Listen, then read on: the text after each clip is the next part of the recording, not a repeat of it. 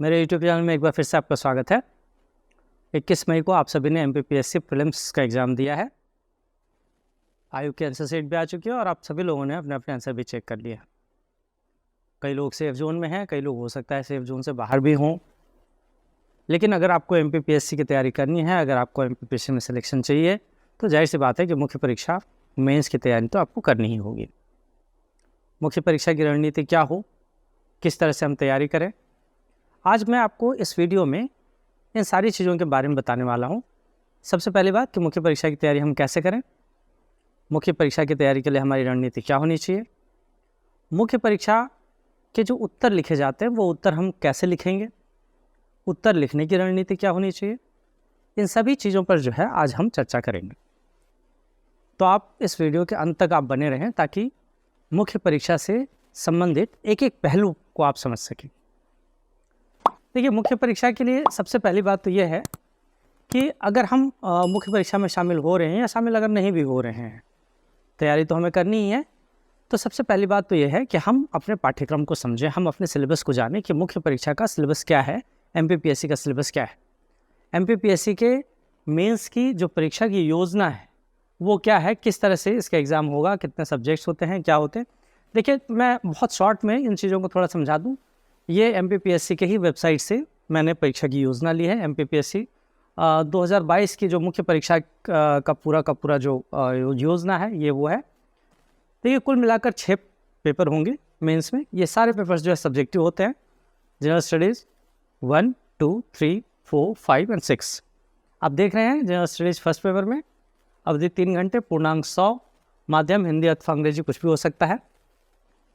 इसी तरह से सामान्य अध्ययन सेकंड पेपर 3 घंटे, 300 हिंदी या अंग्रेजी।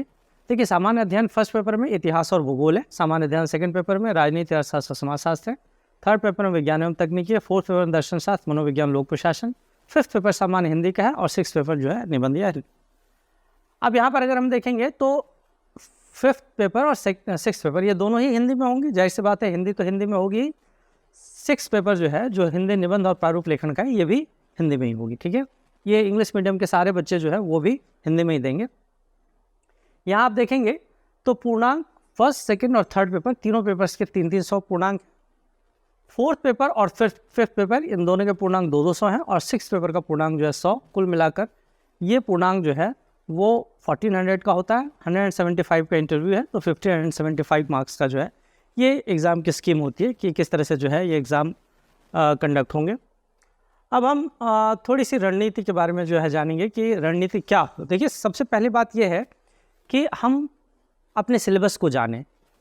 हिस्ट्री का सिलेबस क्या है, ज्योग्राफी का सिलेबस क्या है, कॉन्स्टिट्यूशन का सिलेबस क्या है, साइंस का सिलेबस क्या है और बाकी दूसरी जो हमारे सब्जेक्ट्स हैं उनके सिलेबस क्या है, इसको हम समझें।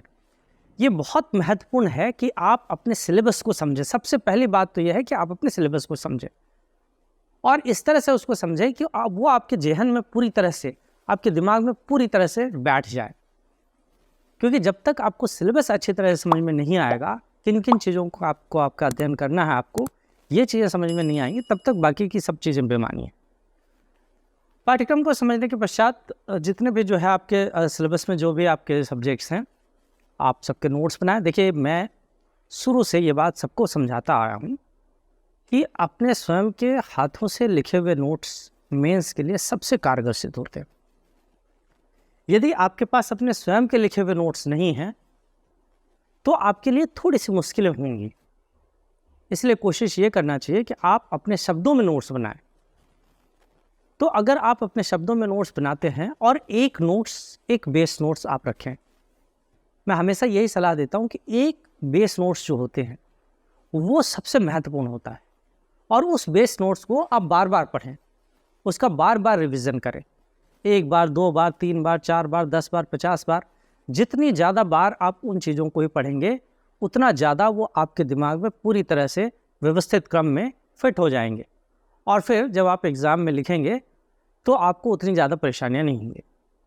अब चूँकि मुख्य परीक्षा आप इस बात को याद रखें, मुख्य परीक्षा में सबसे महत्वपूर्ण चीज़ ये है कि सवाल ये नहीं है कि किसी प्रश्न का उत्तर आपको आता है, सवाल ये है कि क्या उस प्रश्न का उत्तर आपको आता है और आप उसे लिख पा रहे हैं। यदि एग्ज़ाम में हमें प्रश्न के उत्तर आते हैं, हम बहुत खुश हैं कि हमें प्रश्न के उत्तर आ रहे हैं, लेकिन टाइम की कमी की वजह से या अन्य किसी कारणवश अगर हम उसे पेपर में उतार नहीं पाते, अगर हम उसे पेपर में लिख नहीं पाते, तो वो जो प्रश्न का उत्तर हमारे दिमाग में चल रहा है या वो जो प्रश्न का उत्तर हमें याद है, उसका कोई मतलब नहीं है। इसीलिए कहा जाता है mains exam is all about your writing skill. आपकी लिखने की कला जितनी अच्छी होगी, आपकी लेखन शैली जितनी अच्छी होगी, उतना अच्छा आपकी मुख्य परीक्षा होगी, उतने अच्छे आप मुख्य परीक्षा में उत्तर लिख पाएंगे। इसलिए जो कुछ भी आप पढ़ते हैं, जो कुछ भी आप याद करते हैं, जो कुछ भी आप समझते हैं, उन चीज़ों को लिखें जरूर। जितना ज़्यादा आप मेंस में लिखेंगे, उतना ज़्यादा आपकी उत्तर लिखने की शैली जो है वो विकसित होती चली जाएगी। मैं आपको अपने स्वयं का अनुभव बताता हूँ कि मेरा 2005-2008 का जो है मेंस का एग्ज़ाम था, और उस मेंस के एग्ज़ाम में उस समय बहुत ज़्यादा साधन संसाधन तो होते नहीं थे, तो हम लोग जो शॉप होते हैं, स्टेशनरी की शॉप्स होते हैं, उससे इतना एक रिम आती हैं जो बहुत पतले पेपर्स की रिम आती है, और सस्ती सी रिम आती थी, वो हम पूरी उठा लाया करते थे, और पूरे एग्ज़ाम में जो है पूरी रिम ख़त्म हो जाती थी। हज़ारों हज़ार पन्ने हम लिख दिया करते। और जितना ज़्यादा आप लिखेंगे, आपको इस बात की समझ आप में विकसित होगी कि कहाँ आपको लिखने में गलती हो रही है। जो गलतियाँ आप यहाँ पर कर लेंगे, वो गलतियाँ आपसे एग्ज़ाम में फिर नहीं होंगी। तो इसलिए ये बहुत महत्वपूर्ण है कि आप मुख्य परीक्षा की तैयारी के लिए लेखन को अपना हथियार बनाएं। सबसे महत्वपूर्ण चीज़ लेखन है। हाँ, कई लोगों की ये भी है कि कई लोगों की जो है वो राइटिंग अच्छी नहीं है। देखिए, मुख्य परीक्षा में राइटिंग का बहुत महत्वपूर्ण योगदान है। इसीलिए जिन लोगों की राइटिंग अच्छी नहीं है, कुछ लोगों का मीडियम इंग्लिश हो सकता है, कुछ लोगों का मीडियम हिंदी माध्यम हो सकता है। हिंदी माध्यम में भी अगर आपकी राइटिंग अच्छी नहीं है, तो मैं सलाह देता हूँ, और मैं उन सभी लोगों को जिनकी पहले राइटिंग अच्छी नहीं थी, जिनको मैं पढ़ा चुका हूँ, जो लोग सेलेक्ट हो चुके हैं, उनसे मैंने क ख ग घ तक भी लिखवाया है। पूरी वर्तनी मैंने लिखवाई है। एक एक अक्षर को शुद्ध करवाया, एक एक अक्षर को सुंदर बनवाया मैंने। तो यदि आपकी राइटिंग अच्छी नहीं है, तो पहले अपनी राइटिंग को अच्छी करने की कोशिश करें। राइटिंग अच्छी करने का सबसे अच्छा तरीका है कि आप अक्षरों को सुंदर बनाएं। अगर अक्षर सुंदर बनेंगे तो आपके शब्द सुंदर बनेंगे। अगर शब्द सुंदर बनेंगे तो वाक्य सुंदर बनेंगे। अगर वाक्य सुंदर बनेंगे, शब्द सुंदर बनेंगे तो लाइनें सुंदर बनेंगी, और लाइन सुंदर बनेंगी तो वाक्य सुंदर बनेंगे। और इस तरह से आपका जो आंसर होगा, आपका जो उत्तर होगा, वो सुंदर दिखेगा।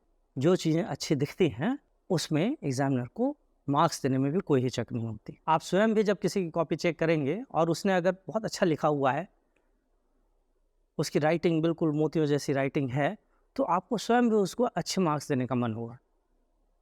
तो इसीलिए मेंस के एग्जाम में बहुत इंपॉर्टेंट चीज़ राइटिंग स्किल प्लस आपकी हैंड राइटिंग। तीसरी बहुत महत्वपूर्ण चीज़ प्रेजेंटेशन।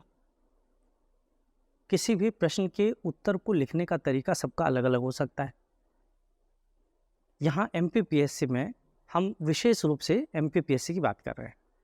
देखिए, मैं UPSC की बात नहीं कर रहा हूँ, क्योंकि UPSC में लेखन का तरीका बिल्कुल अलग होता है, MPPSC में लिखने का तरीका अलग होता है। यहाँ पे प्रेजेंटेशन का इम्पोर्टेंस है। पहले तो क्या हुआ करता था कि कॉपी मिल जाया करती थी, और हम जो भी एक प्रश्न पत्र होता था, एक उत्तर की पुस्तिका होती थी, और उत्तर पुस्तिका में पर्याप्त पेजेस होते थे, उसमें हमें लिखना होता था। लेकिन अब आज की डेट में ऐसा नहीं है। तो 2022 में जो पेपर आपका होने वाला है, उसका एक सैम्पल पेपर, ये एक सैम्पल पेपर है। इस सैम्पल पेपर में आप देखेंगे किस तरह से आपको प्रश्न लिखे हुए हैं। यहाँ पर प्रश्न होगा, और प्रश्न में साथ में जो है लाइनें आपकी छोड़ दी गई हैं। मतलब आपको इतनी लाइनों में ही आपको आंसर लिखना है। तो आपके पास अब एक लिमिटेशन है। आपके पास जो उत्तर पुस्तिका है आपकी, उस उत्तर पुस्तिका में उत्तर लिखने के लिए आपकी लिमिटेशन तय है। आप सीमित जगहों पर ही आपको लिखना है। ये अति लघु उत्तरीय प्रश्नों के लिए है। यहाँ पे लघु उत्तरीय प्रश्नों के लिए 9 लाइनें छोड़ी हुई हैं। और अगर हम देखेंगे तो दीर्घ उत्तरीय प्रश्नों के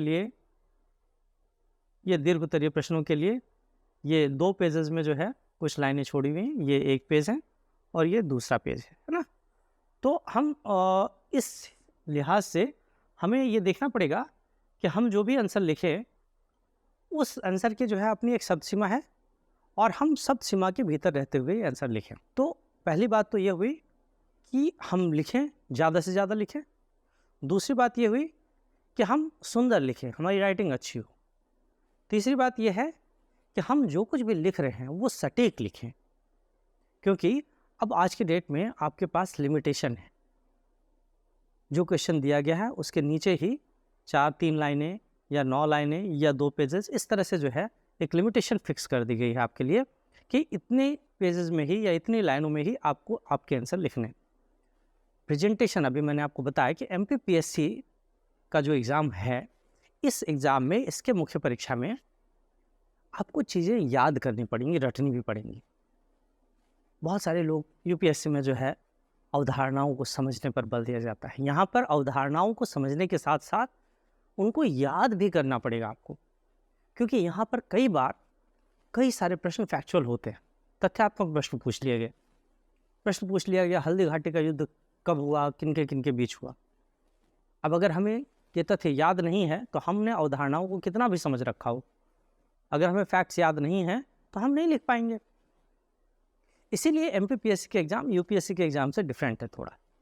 तो MPPSC के एग्ज़ाम में आपको तथ्यों को याद भी रखना पड़ेगा और साथ ही साथ जब आप आंसर लिखते हैं तो तथ्यात्मक प्रश्नों को लिखने में प्रेजेंटेशन की अपनी एक महत्वपूर्ण भूमिका होती है। आप किस तरह से प्रश्न को लिखते हैं, उसका उत्तर कैसे लिखते हैं, पैराग्राफ्स में लिखते हैं, उसमें जो है कुछ रेखा चित्र बनाते हैं, कुछ डायग्राम वगैरह ड्रॉ करते हैं, क्या कर सकते हैं उसमें उसको सुंदर बनाने के लिए, इस बात पर भी आपको यहाँ पर ध्यान देना पड़ेगा। तो ये 3 चीज़ें जो है बहुत महत्वपूर्ण हैं। अब देखिए यहाँ पर जो है मैंने आपसे कहा कि आप अपने नोट्स बनाएं, है ना। आपके स्वयं के हाथ के अपने शब्दों में लिखे हुए नोट्स आपको ज़्यादा बेहतर तरीके से समझ में आएंगे। बहुत सारे बच्चों की आदत होती है कि इस कोचिंग से भी नोट्स ले आएंगे, उस कोचिंग से भी नोट्स ले आएंगे और यहाँ से भी ये भी बुक्स आ जाएँ, वो भी बुक्स आ जाएँ, और अपने पूरे कमरे में जो है चारों तरफ किताबें फैला कर बैठे हुए हैं बीच में हम। देखिए उससे कोई तैयारी नहीं होती है। तो बहुत ज़्यादा किताबें या बहुत ज़्यादा नोट्स इकट्ठा करने की कोशिश ना करें। आप अपना एक बेस नोट्स बनाएं और उस पर जो है आप विश्वास रखें कि इस नोट्स से आपको सफलता मिल सकती है। अपने बनाए गए नोट्सों को बार बार पढ़ें। तो लेखन पर सबसे ज़्यादा जो है ध्यान दें। हाँ, बहुत महत्वपूर्ण चीज़ ये है कि आपको विगत वर्षों में जो प्रश्न पूछे गए हैं, MPPSC में देखिए क्वेश्चंस जो होते हैं वो रिपीट भी होते हैं। यहाँ की मुख्य परीक्षा में कई बार विगत वर्ष में पूछे गए प्रश्न जो है वो रिपीट होते हैं, फिर से पूछ लिए जाते हैं। तो यदि आप विगत वर्षों में पूछे गए प्रश्नों का उत्तर लिखते हैं, उसका अभ्यास करते हैं, तो ये बहुत महत्वपूर्ण है।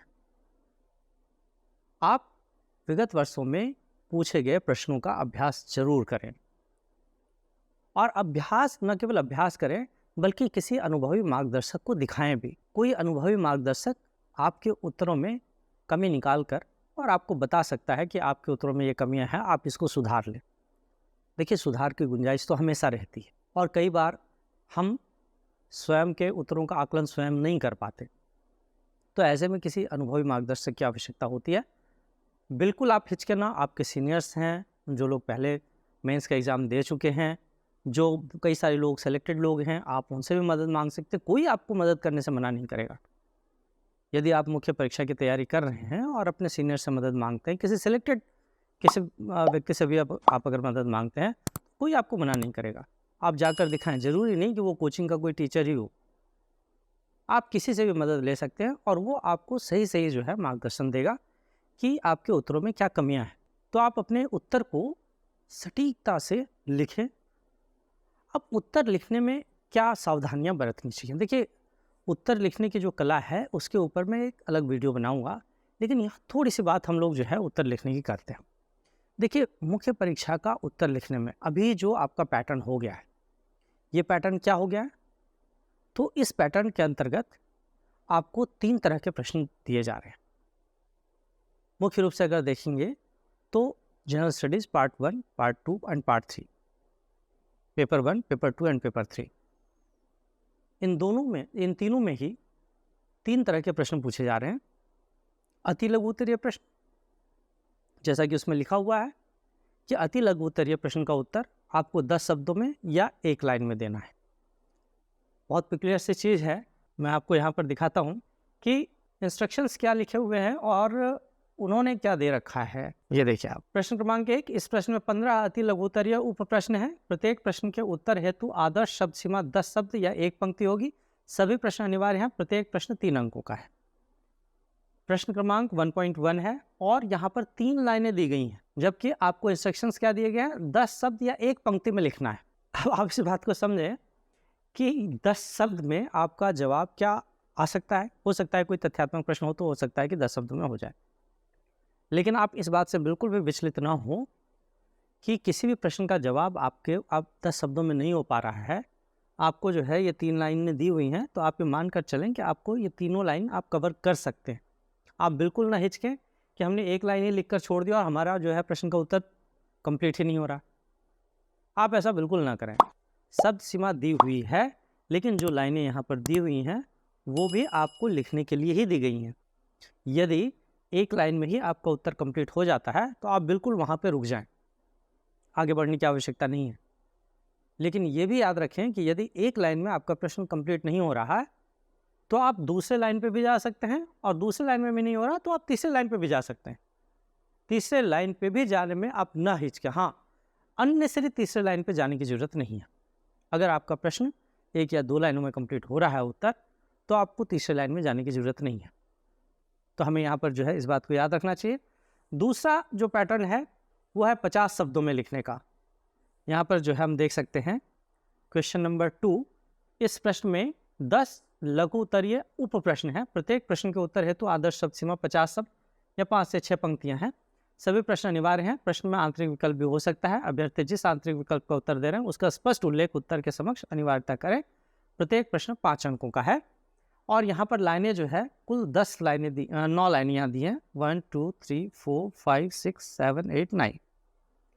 तो कुल मिलाकर 9 लाइन्स यहाँ पर दी हुई हैं। अब 9 लाइन्स में ये मानकर चलते हैं कि 1 लाइन में 10 शब्द आ जाते हैं। अगर 1 लाइन में 10 शब्द आते हैं तो 5 या 6 लाइनों में आपके 50 शब्द आ जाते हैं। लेकिन ऐसा होता नहीं। यहाँ पर जब हम लिखते हैं तो 1 लाइन में 5 या 6 शब्द जो है वो आ जाते हैं। और अगर 5 या 6 शब्द आते हैं तो 9 के हिसाब से अगर हम 9 को 6 से मल्टीप्लाई करें तो 54 वर्ड्स होते हैं। तो आपको ये पूरी लाइन आप कवर कर सकते हैं। ये लाइनें आपको ही लिखने के लिए दी गई हैं, तो आप बिल्कुल ना हिचके कि यहाँ पर 5 या 6 लाइनें ही लिखने को कही गई हैं और हम 9 लाइन पूरी लिख रहे हैं। तो भाई आप इस बात को याद रखें कि 50 शब्दों की एक शब्द सीमा है, और अगर हम 5 से 6 लाइनों में रुक जाते हैं और हमारे वर्ड्स अगर 36 ही हुए और क्वेश्चन का आंसर कंप्लीट नहीं हो रहा, तो मार्क्स क्यों देगा एग्जाम में? आपको मार्क्स नहीं मिलेंगे फिर उतने। तो इसीलिए आप इस पूरी लाइनों का उपयोग करें। बिल्कुल भी आप इस बात के लिए ना हिचकें कि हमें 5 ही लाइन में लिखनी है या हमें 6 ही लाइन में लिखनी है। बिल्कुल नहीं, आप पूरे लाइनों का उपयोग करें। और अगर 1 लाइन में आपके 6 या 7 भी शब्द आते हैं तो 8 लाइनों में 8 7 56 करीब 56 वर्ड होंगे। बहुत से बहुत अगर होंगे तो 55-60 वर्ड्स अगर होंगे तो उसके लिए आप बिल्कुल जो है परेशान ना हो कि हमारे 50 के 60 हो गए। 50 का 60 है ओके। तीसरा जो प्रश्न है, ये प्रश्न दीर्घ उत्तरीय प्रश्न के नाम से है। दीर्घ उत्तरीय प्रश्न है, लेकिन जो शब्द सीमा इसकी दी गई है वो 200 शब्द है। ये प्रश्न संख्या 3 है। इस प्रश्न में 5 दीर्घ उत्तरीय उप प्रश्न है।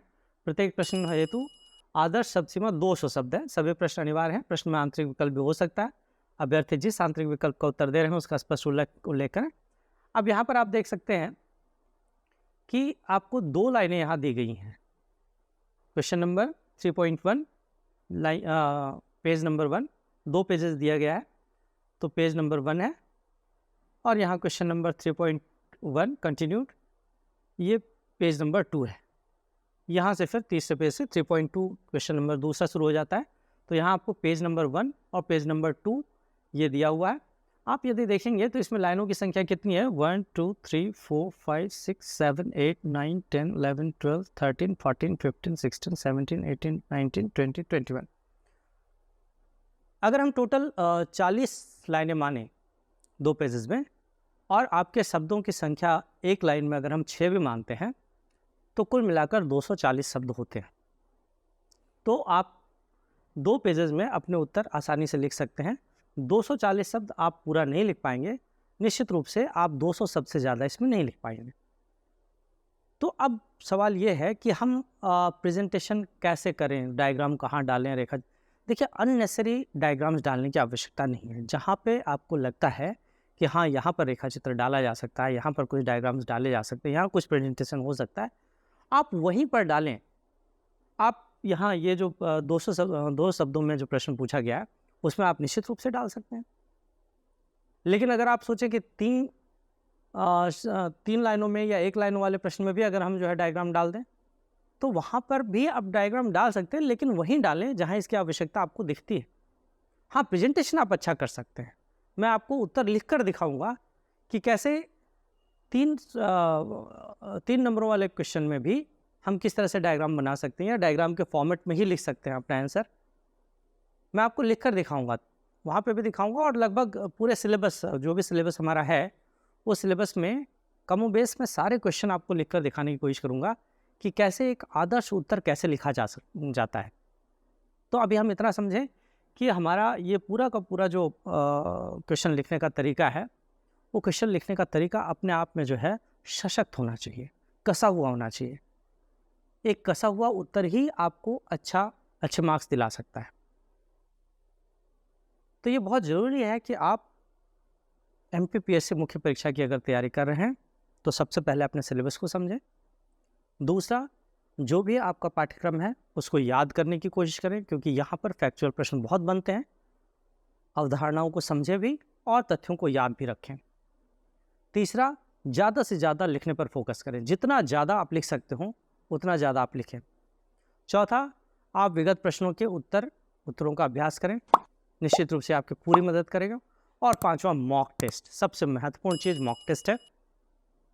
आपने जो कुछ भी लिखा है वो 3 घंटे पूरे मॉक टेस्ट में, आप 3 घंटे में आप पूरे प्रश्न लिख पा रहे हैं या नहीं लिख पा रहे हैं, इसको देखने के लिए आप मॉक टेस्ट जरूर दें।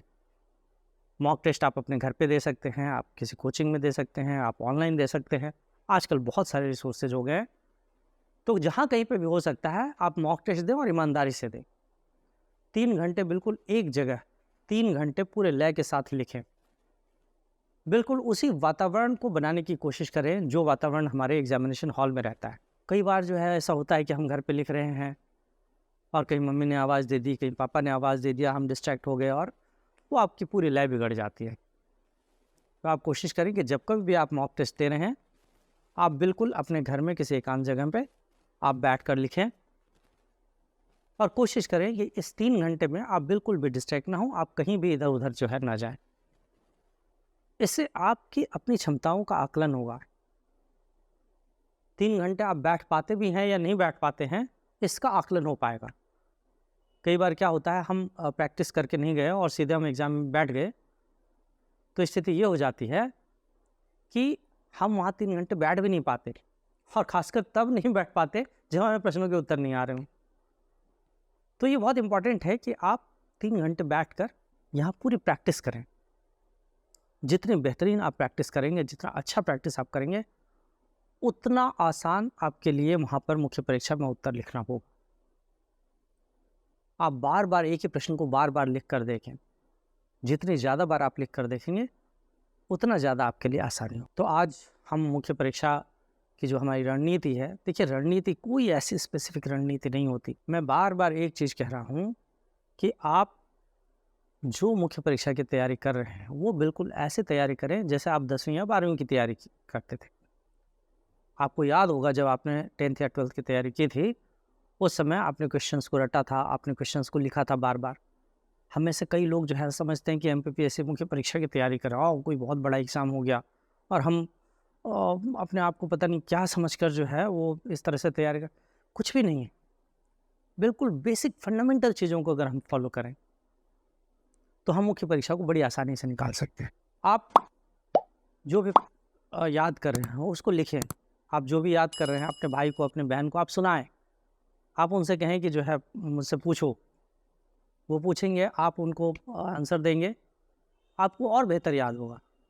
और भाई बहन सबसे अच्छे माध्यम हैं आपकी तैयारी के। और ख़ासकर अगर आपसे छोटे हैं तो बहुत अच्छे हैं, क्योंकि छोटे भाई बहनों को आप में गलती निकालने की बड़ी तमन्ना होती है कि आप कहीं एक चूक करें और वो बताएं ये आपने गलती की है। तो आप इस तरह से भी तैयारी कर सकते हैं। ये बहुत आसान तरीका होता है। बहुत ज़्यादा जो है वो एग्जीगरेट ना करें चीज़ों को। जब भी आप रात को सो रहे हैं, सोने से पहले ही अगले दिन का लक्ष्य निर्धारित कर लें और ध्यान रखें कि छोटे छोटे लक्ष्य निर्धारित करें। कभी भी कोई बहुत बड़ा लक्ष्य निर्धारित नहीं करना चाहिए। जैसे कि हम रात को सो रहे हैं तो सोने से पहले हिस्ट्री का एक टॉपिक या ज्योग्राफी का एक टॉपिक, इस तरह से छोटे छोटे लक्ष्य निर्धारित करें। अगर आप बहुत बड़ा लक्ष्य निर्धारित करेंगे, अव्यवहारिक लक्ष्य निर्धारित करेंगे और उसे प्राप्त नहीं कर पाएंगे तो आपको एक फ्रस्ट्रेशन होगा और वो फ्रस्ट्रेशन धीरे धीरे आपकी तैयारी से आप विलग होते चले जाएंगे। तो इसीलिए ज़रूरी है कि आप छोटे छोटे लक्ष्य निर्धारित करें। अगर आप छोटे छोटे लक्ष्य निर्धारित करेंगे और उन्हें प्राप्त कर पाएंगे तो आपको सेटिस्फैक्शन होगा और आप धीरे धीरे करके अपने लक्ष्य की ओर आगे बढ़ते चले जाएंगे। तो आज मेंस की तैयारी के लिए कुछ रणनीतियों के बारे में मैंने आपको बताया। आगे हम लोग इस बात पर चर्चा करेंगे कि मुख्य परीक्षा का उत्तर कैसे लिखा जाए, प्रश्नों के उत्तर कैसे लिखते हैं। और न केवल मैं आपको मुख्य परीक्षा के प्रश्नों के उत्तर लिखने की बात बताऊंगा, बल्कि हर सब्जेक्ट के एक एक टॉपिक से क्या प्रश्न बन सकता है और उन प्रश्नों के उत्तर हम कैसे लिखेंगे, मैं आपको सारे उत्तर भी लिख कर दिखाऊंगा। इससे आपको आपकी तैयारी में बहुत मदद मिलेगी। तो आज के लिए हम इतना रखते हैं। अगर आपको ये जानकारियाँ जो भी मैं दे रहा हूँ अगर आपको अच्छी लगती है, आप मेरे चैनल को ज़रूर सब्सक्राइब करें। आपको इससे काफ़ी मदद मिलेगी। आज के लिए इतना ही। थैंक यू, धन्यवाद।